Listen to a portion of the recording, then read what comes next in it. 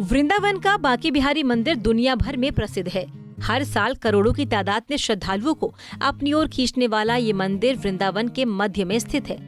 बिहारी जी के दर्शन के लिए लोग पूरा दिन इंतजार करते हैं। लोग उनकी एक झलक के लिए सारा दिन मंदिर के बाहर कतार में लगे रहते हैं, क्योंकि उनके दर्शन लगातार नहीं हो सकते। उनके सामने हमेशा एक पर्दा लगा रहता है, इसीलिए दर्शन पाना थोड़ा मुश्किल हो जाता है। लेकिन क्या कभी आपने गौर किया है कि किसी भी मंदिर में भगवान के आगे बार बार पर्दा नहीं डाला जाता, तो फिर बिहारी जी के आगे ही पर्दा क्यों किया जाता है? आखिर ऐसा क्यों किया जाता है? तो चलिए दोस्तों, आज हम आपको इसके पीछे की कहानी बताएंगे, जिसे जानकर आपके रोंगटे खड़े हो जाएंगे।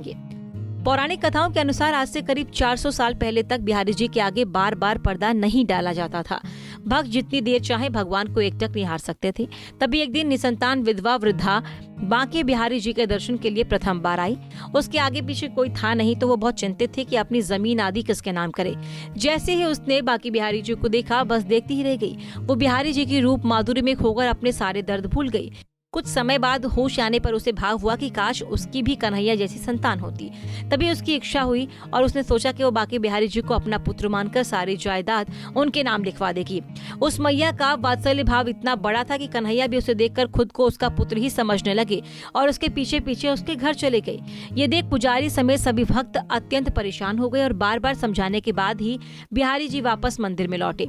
तभी से हर 2 मिनट के अंतराल पर बिहारी जी के सम्मुख पर्दा डाला जाता है, ताकि कहीं वो फिर से किसी भक्त से प्रसन्न होकर उसके पीछे पीछे ना चले जाएं। बिहारी जी से जुड़े हैं और भी रहस्य।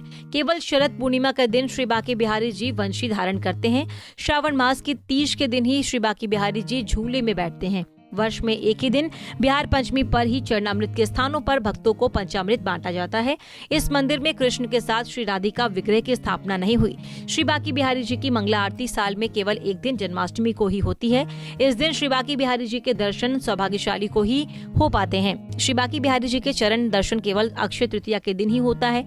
मान्यता है कि इन चरण कमलों का जो दर्शन करता है उसका तो बेड़ा ही पार लग जाता है। कुंडली टीवी डेस्क से लता शर्मा की रिपोर्ट।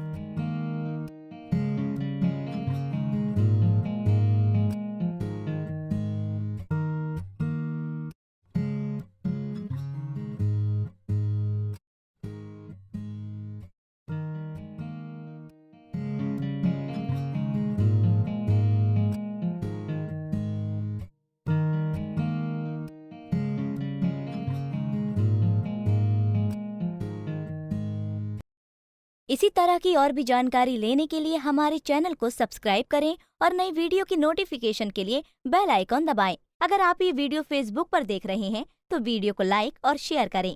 साथ ही अपनी राय कमेंट बॉक्स में जरूर बताएं। धन्यवाद।